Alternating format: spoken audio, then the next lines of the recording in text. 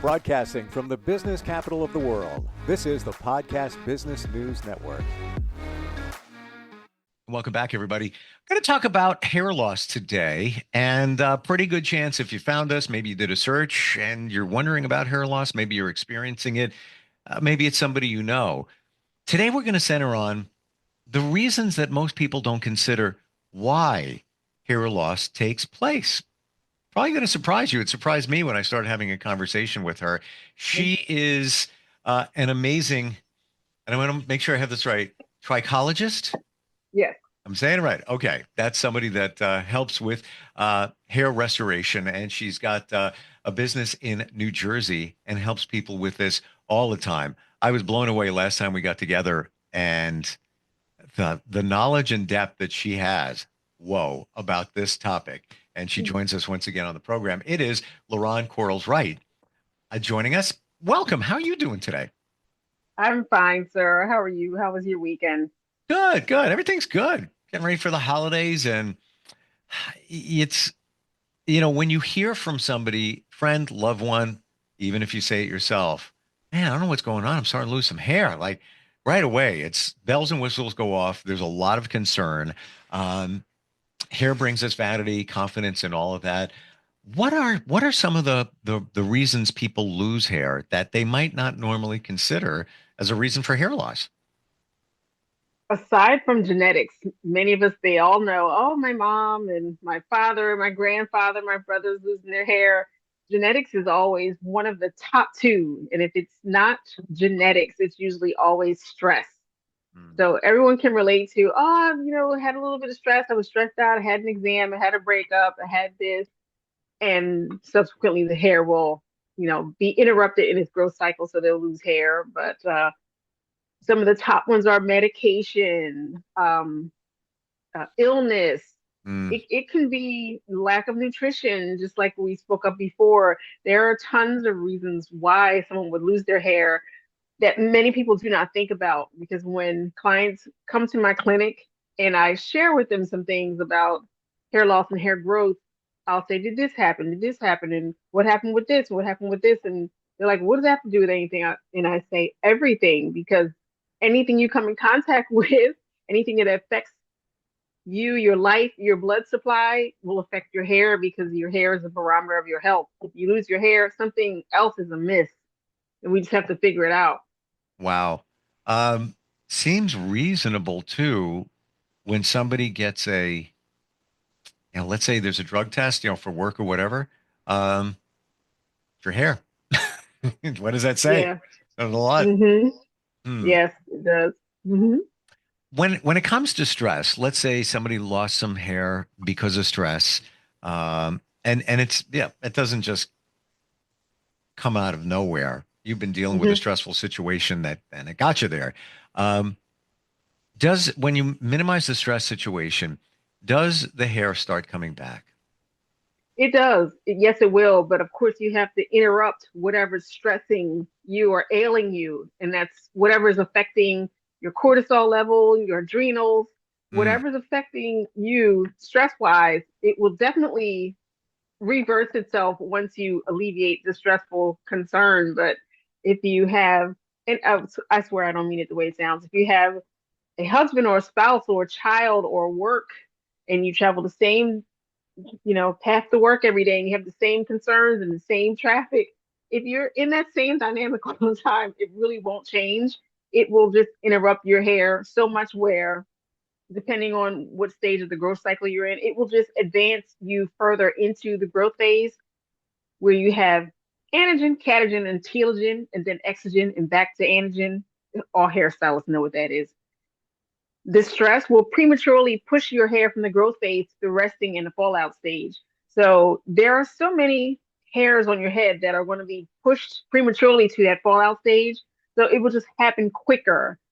And it will never be a situation where you lose all of your hair. That's very rare. But prematurely, a lot of the hair on your head will be pushed to that fallout stage. That's why it feels thinner and it feels less dense, because, it's been coming out prematurely. But it'll come back. It's just you have to reduce that stress, and then, modify it, mediate it, and you'll be fine. But it takes a minute because wherever your hair was in that growth cycle, it may be another 6 months to a year before that hair that came out prematurely will grow back. And that's what I have to convince everyone and share with them. If it fell out before it was supposed to fall out, it's going to be a while before that hair comes back. And you can't rush it. You can't rush DNA. It's going to come back when it's supposed to come back. And I see it, we interrupted the growth cycle because of the stress. You need to Yes, interrupt the stress situation for yes, it to mitigate and eventually yes, start growing again. Um, yes. that being said, are there things that we should be doing to promote hair growth? Let's say, we all got a lot of stress going on. Sometimes it's, situations like that. Um, you want to be proactive. You know, hmm I know I got stress. I'm dealing with it, but I don't want to lose my hair. Is there things that you can do to foster hair growth? There are, and I hope you don't mind because I can get off on a tangent and a rant about this all day. But there are things like when I I, don't mind, by the way, because there's so much stuff out there and misinformation and marketing. And every time I walk into a pharmacy, um, let's say this company sells whatever product it is for men. We go there. hmm I walk in hmm the next day, this company that sells this, not for hair growth or anything. Now they're selling product for hair growth, restoration. Like, there's so much out there, and we wonder if it's bogus. So jump on the soapbox if you need to. I know we spoke the first time about some of the contributors and what some of my findings are when I do have clients coming from my clinic. But what I usually suggest is if you're doing this overall, you kind of increase the chances that you have great hair.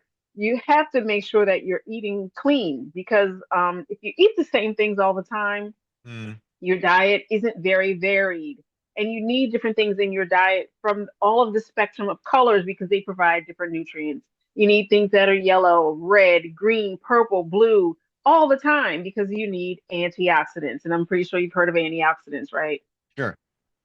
So the antioxidants, of course, they prevent your cells that are going to become hair cells. You don't want them to be prematurely exposed to free radicals because that means sure death, sure and sudden death.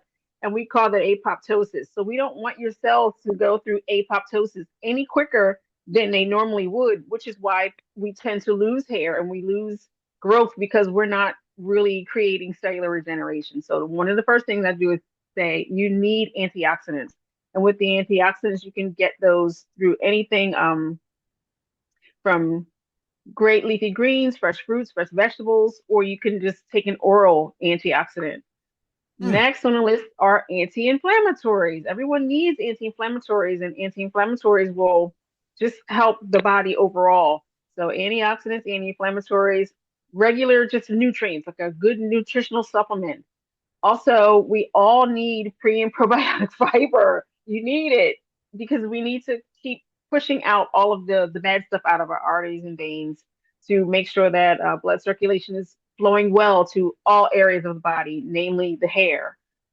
So Mm. when you have that and you're making sure that you're getting in your good bacteria, that helps your gut. The gut helps everything else. So antioxidants, anti-inflammatories, a great nutritional supplement, and pre and probiotic fiber are some of the heavy hitters as to you want great hair, you need to be getting this into your diet every single day. So anti-inflammatory, right away, I Mm-hmm. think of inflammation, which is a big 2024 buzzword. Um, can we look at that for a second? There are things Yeah, we're of eating course. that hmm we have inflammation from it and don't even know it. Right. Yeah, yeah, definitely. Which part would you like me to unpack? Um, inflammation, what causes it and why should we be concerned? And you know what? I know I spoke to you briefly before we began the call. I wrote a book on inflammation as well because I need clients Ah, to kind of understand what inflammation is. The inflammation comes from a bodily organ. If you could kind of follow along with me, it comes from sure. a bodily organ. So if there's too much inflammation in the body, then the body starts sending out messages, chemical messengers, and cytokines. Cytokines start doing things and interrupting cellular growth and processes. And because the cytokines are activated, they also create swelling and edema and pain and stiffness at the area or the site of where the inflammation lands. So I'll tell all my clients when they come in, sometimes clients will come in with an associated ailment called trichodynia, and that's just extreme scalp pain. But scalp pain precedes a lot of other hair loss issues and scalp ailments. So when you hear that you have trichodynia, I know something is amiss. I need to get some things into your diet. I need to help you remove and eliminate some things because the inflammation will interrupt the growth process and will eventually cause hair loss in some people. So the inflammation that comes from a bodily organ, if you kind of understand from our last conversation, let's take digestion. Supposing, because we're holistic practitioners, suppose that you came into my clinic and you were complaining of rapid hair loss or an onset of some hair loss. And I said, well, tell me, what do you eat? You tell me what you're eating. And I'll say, what experience are you having with what you eat? Oh, I'm having nausea. I'm having flatulence. I have some problems when I eat. I'll say, what is your blood type? And you'll say, oh, my blood type is type A or type AB. And I'll say, but you're eating protein and meat? And you'll say, yes. And I'll say, that's where your inflammation and your pain is coming from because you're not supposed to eat meat. A type A or an AB doesn't have the stomach acid to digest protein. So if you're eating a lot of protein, your digestive system will cause you a lot of inflammation. Are you following me? I am. And So why doesn't anybody talk about this? Like, they do, but in holistic circles, we talk about this. But as far as wow. physicians are concerned, oh, that's nothing. It doesn't mean anything, and that's not a real thing. It is to us. It is because as soon as my clients change it, they feel better instantly. So I'll say to them, if you're having these issues, if you can't digest it in the top, you're not going to digest it in the bottom. So it doesn't matter what you do, your body is not made to digest meat. So certain type A's and type ABs really should lean on maybe turkey and fish and something where the protein isn't so dense that you have trouble breaking it down. Because once you try to break down beef and pork and lamb and veal, muskrat, moose, anything else, your body's going to cause inflammation. The inflammation will cause cytokines, inflammation everywhere else, and for you, it may cause hair loss. Wow. Yeah, Wow. so type B's and type O's really could have a more protein rich diet, but type A's, AB's cannot. So for me, it's the digging. All I need to do is spend 5 minutes with you. I already know where your information is coming from. I can look at your skin. I can, listen to you. I already know where it's coming from. Again, nobody talks about this. I hear the word Hmm. inflammation. Once you get past what it is, people think, oh, I banged my arm. It's inflamed. Yeah. No, we're talking Hmm. inside your body. Um, and we may be doing harm to ourselves in terms of that inflammation, which leads to hair loss by eating what we think. Yeah, I would think I'm going to have a steak. I don't have a steak that often because I don't want to Right. overdo red meat, but I don't Hmm. know, maybe once every 2 weeks I'll have one, or I'll have some kind of meat every fourth day or something like that. Maybe that's not a good thing. I don't know. I'd have to look at so here, I don't know if you can answer this question, but Yeah. Hmm. when you do labs, I don't even know what blood type I am. Don't laugh. Hmm. Hmm. But when No, you, that 80% of the clients that visit me do not, and I perform testing here. how would you know, like when you do labs, where is it always listed on your labs? No, that is a premium service. Your lab will never tell you what it is. It's no need for you to know, so they're not going to ask. They don't really care unless something happens as an emergency. Then you need to know. But unless you have known or you have your card, that's like 80 to 90% of the clients I service don't know their blood type. That's why I test it.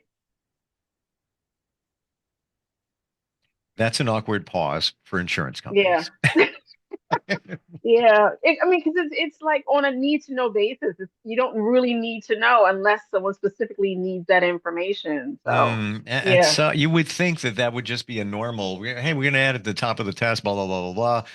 Because right. I recently had labs done and they actually messed up and lost some of the blood. I don't know. I had to go back again a week later. So now it's fresh on my mind. I was just going to log in and see, well, let me see what blood type I am. I always wondered, Right. but I didn't. Thank you for Right. sharing that. Hmm. Yeah, yeah, it has to be requested. And of course, I'm sure they'll charge you for it. And even if your Yeah. labs are covered by insurance, it's always, most of us, I get mine back and it's covered by insurance to a point. Then it's for Yes. this test, 395, that test, Yes. 422, and it all adds up, but whatever. Yeah. Wow. Hmm. Um, tell me about that book. So you have a couple of books?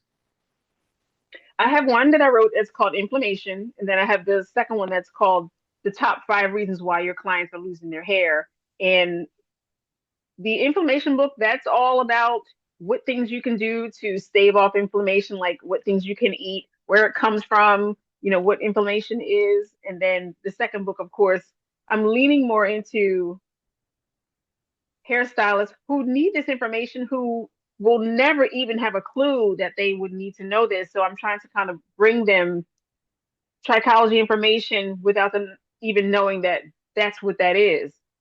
So I'm trying to help people Yeah. like I needed the help. When I started this journey 20, 25 years ago, I didn't know this. I didn't come to know this information until 2010, and no one told me this. I had to kind of figure it out myself.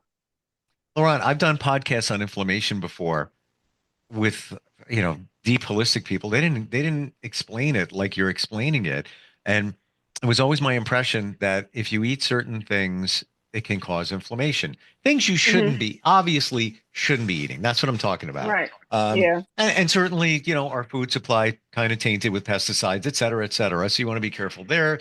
Maybe, organic fruits and vegetables where it makes sense, but Yes. never heard how, depending on your blood type, eating certain things can cause inflammation Yeah. because it's our, understanding. Well, we need protein, so meats are a good source of protein. But if you don't know, you don't know. So wow, thank you Yeah. for even bringing that point up today. What You're got you welcome. what got you interested in inflammation, the holistic end of all of this? There are some people that just work on hair loss and the vanity side of it. You're Hmm. working the other side of it as well in terms of identifying the cause and lifestyle and health and all that. What what brought you to that? What got you excited in the beginning? Well, in New Jersey, we don't have, as a cosmetologist hairstylist, we don't have continuing education for our state. So when I got into trichology, I found it's the same with trichology because it's not really mandated here in the States. No one cares whatever you do if you ever take another course in trichology. But in order to serve people well, I had to keep going. And anytime I would meet with a client, I would find that there was just so much more I needed. And a lot of people that I serviced the first half of my trichology career, I know they were underserved because I didn't know enough. So it's Mhm. just you have to keep going. You have to keep staying in holistic circles. Then when you're in those circles, more offerings of things that you need to learn are offered to you. Like I've taken herbal training, I've taken Chinese medicine training, I've taken Wow. auricular therapy. So there are just different things that you have to take so that you can serve your client more and better and more efficiently. So I kind of just had to keep taking things and learning different things. And I'm like, wow, it is very interesting. So I'm able to serve the client in a different manner. Do you find that once you start down the road of holistics and helping people, you get addicted to learning more? But yeah, that's kind of always just been my MO because I'm a extreme tea person and I'm a science girl. So I'm a nerd. I just love information and drives my husband nuts because I'll come home and I'll just say, you know what? I learned this today. He's just like, oh no. Because I'm a learner. I just love learning stuff. I don't even care what it is. Like it just depends. Something's hit me. I'm just a lifelong learner. Learning is great in that regard, but when you can learn something that can help others, isn't that just the ultimate feeling? Yeah, yes, it is. Yes. Mm. Got a couple of minutes left. Tell me Yeah. a journey with somebody where, and again, we don't know who they are, Hmm. where they were dealing with something. and you can identify it, and then you took them to the point where their hair started coming back. Oh, how about can I share something along the lines of what we were just talking about? Yeah, Her hair did not come back, but I really have something piggybacking on what it was I just shared with you. sure, sure. So, many clients don't understand hair growth and holistic health and things the way we do. Because I've been a hairstylist and a trichologist for a number of years, I can look at you and listen to you and tell you what it is you need to change almost instantly. And I almost have to draw back off of people because I can walk up to someone and say, if you just change this or put this in your life, this could help. Because I can look at people and I can tell by the manner of hair loss that they have that something is wrong. Because hair loss for male pattern baldness is very identifiable, is very symmetrical. And when I see it in a non-symmetrical pattern, I know something is off in a particular area of the body almost instantly. So I say that to say, as soon as my clients come in and they have filled out their pre-information before they visit with me, I kind of already know what their problem is. I had a young lady, 23, nursing student, who came to visit me, who had a full-blown alopecia areata. When a young client like that visits with their parent, I already know it's going to be a problem because if the parent doesn't agree, or if a client brings a wife or a husband, the consultation will not go well because if the other party doesn't accept what I'm saying, it's not going to go anywhere because you understand what I mean so Yep, far? yep. So this young lady brought her mom and she said, "Oh, I've been losing my hair off and on, for the past 5 to 6, 7 years." She was having some really, really bad issues as a teen. When she got to college, she was having some severe gut issues. So I said, okay, I know that's where it began. And she told me all that in her preliminary information. So she said, I had problems with it, coming in and out of hair loss. I had severe gut issues, but I totally lost all of my hair when I was 21. I said, okay, I got it. So I ask everyone before they attend, what's your diet like? What do you eat? Told me everything she was eating. I said, what's your blood type? She said, it's type A. I said, that's your key right there. We strengthen your gut for the next 6 months to a year. You eat everything that's recommended for an A type, your hair will come back.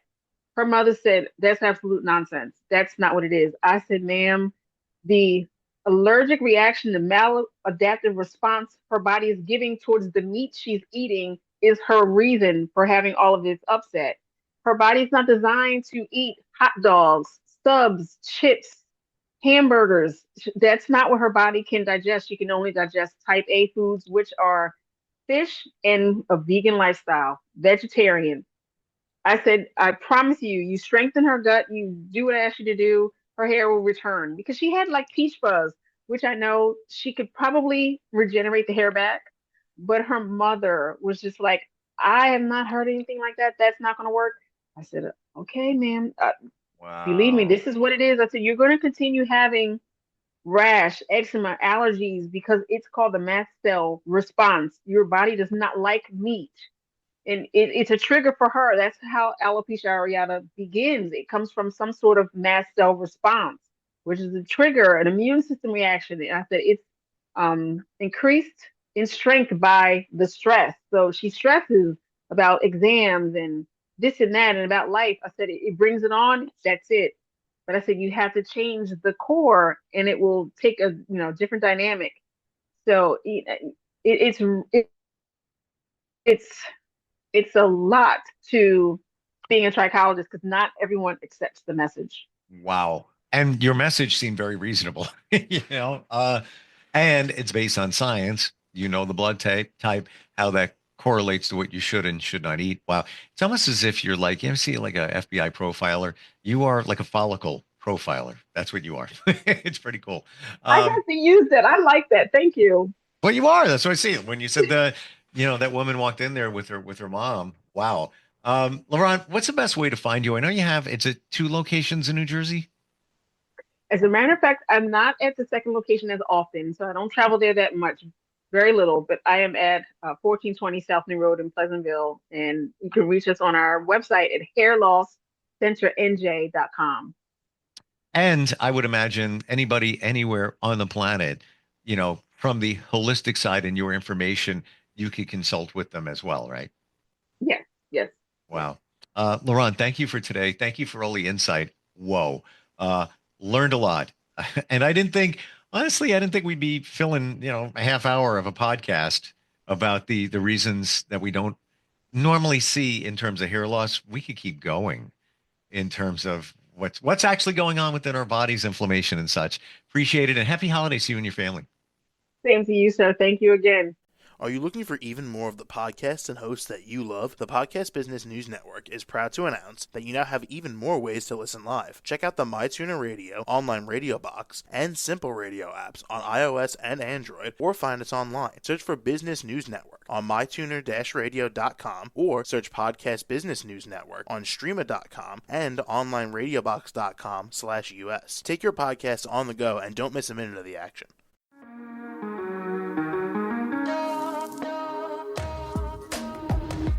Broadcasting from the business capital of the world, this is the Podcast Business News Network.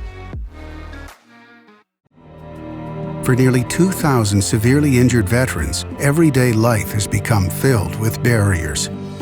Day-to-day simple tasks can become pretty daunting. I have to carry my chair up 2 flights of steps or have somebody do it for me. What scares me the most is just the falling. When I'm struggling with my house, I think, to have that one great barrier just knocked down, it's crucial.